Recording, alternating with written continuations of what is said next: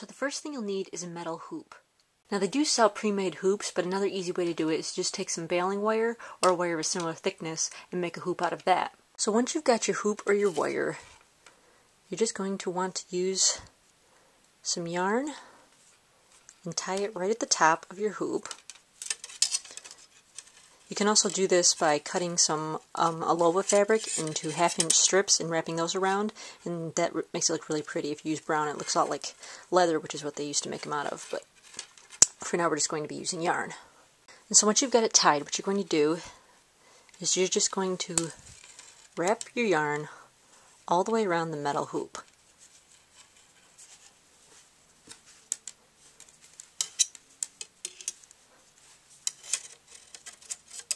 You want to make sure that each layer stays very close to the one before it, so there's no gaps in where you'd see the wire.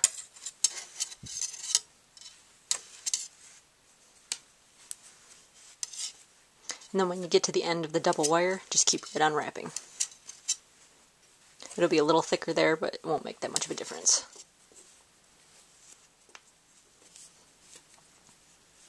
And so then once you get to the top, just cut it off and tie it to the tail that's already there.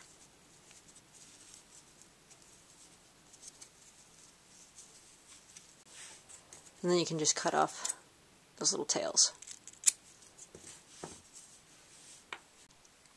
So once you've got your hoop covered in yarn, what you're going to want to do is take some white yarn and just tie that in a knot right at the top of your dreamcatcher.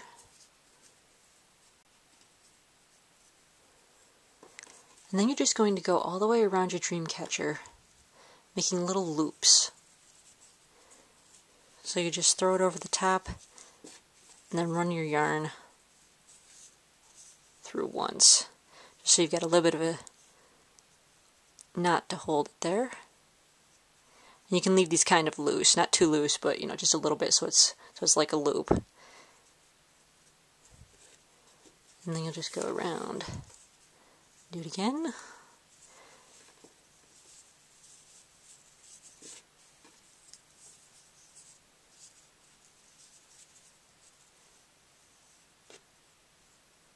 And you go all the way around the dreamcatcher doing that. Try to keep your loops about the same size.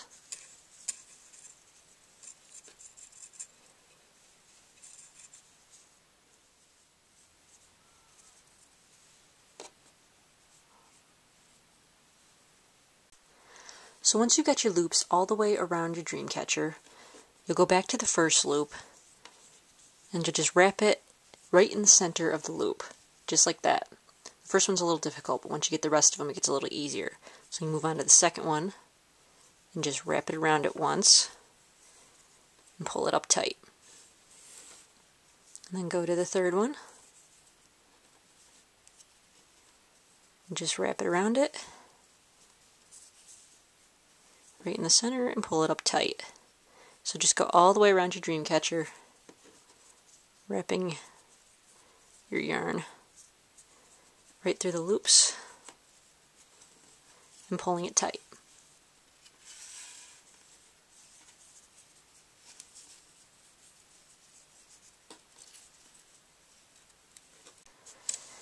And so then once you've gotten all the way around, you do the same thing, but this time you'll be on the third row. But once again, you just go in the middle of all the wrappings and just keep pulling them up tight. And you'll just keep going all the way around the dreamcatcher until your rows get small enough that you can't do them anymore.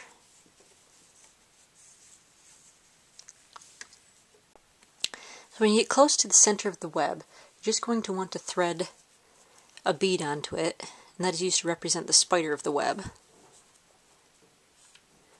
And then just finish going around the web with your yarn.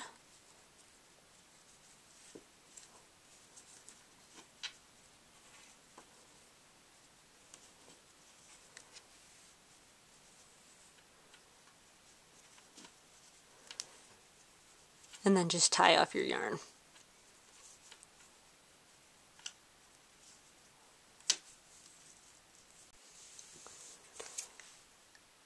And trim off the excess.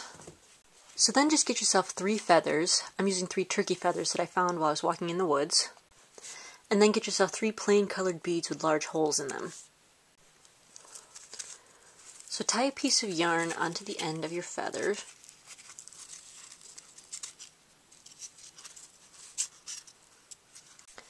And then you're just going to push the other end of the yarn through one of your beads.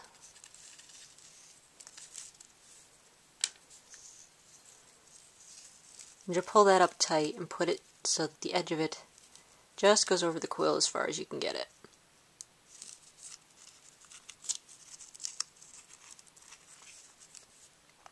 And you can trim off the little tail.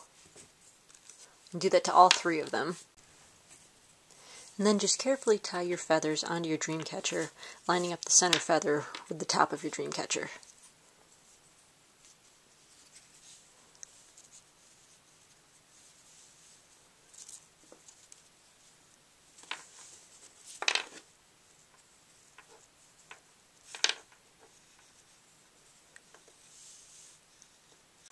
And so then, of course, just trim the ends of the yarn.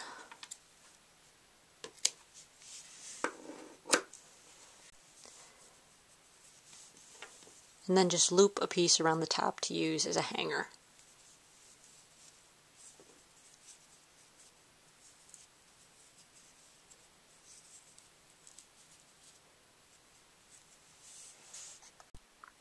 And so then here we have the finished dreamcatcher.